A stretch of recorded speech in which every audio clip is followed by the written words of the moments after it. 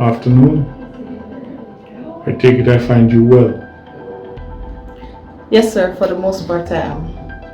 In spite of all your efforts to the contrary, I suggest you have a seat.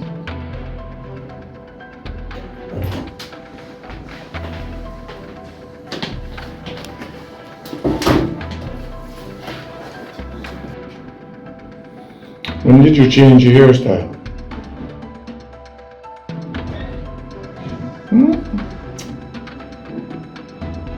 You're very fashion conscious. I've noticed this over the years. But in the midst of this fashion consciousness, why did you go shopping for a coffin? You see one you like? And the one who come like, what am I talking about? You know, persons with death wishes are usually the people you find in cemeteries. So forget the coffin. You found one you like, obviously. What you doing? Looking for a spot? Sir, I just wanted to talk to you. But I honestly think that there are parts of this that you don't understand. Don't understand? Oh! You mean like my not understanding your involvement with Carlton?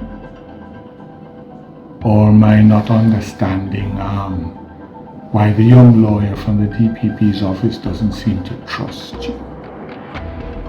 Or why it pissed off Goody that you may have walked in her territory? And you have a nephew who seems to like shopping around for trouble. I mean, like he can't seem to contain himself, if you pardon the pun. And I was considering sending you back to the range. All you hit was his arm.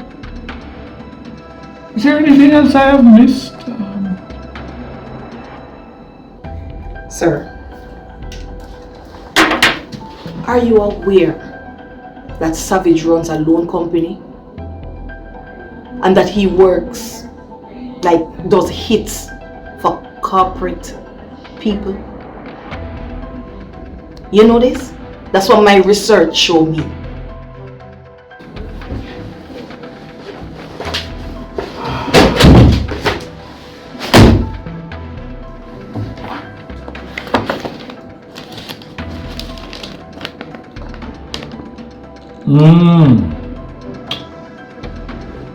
Are you aware that your partner is into him for $200,000?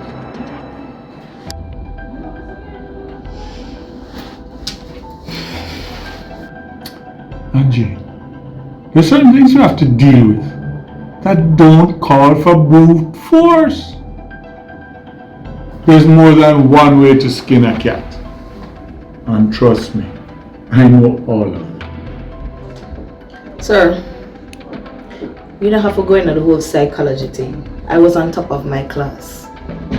But you are going to make Savage get away with doing hits for politicians and corporate people? Everything has a reason. You should understand that. You've been letting Shoppy get away with a lot of things that you haven't prosecuted over the years.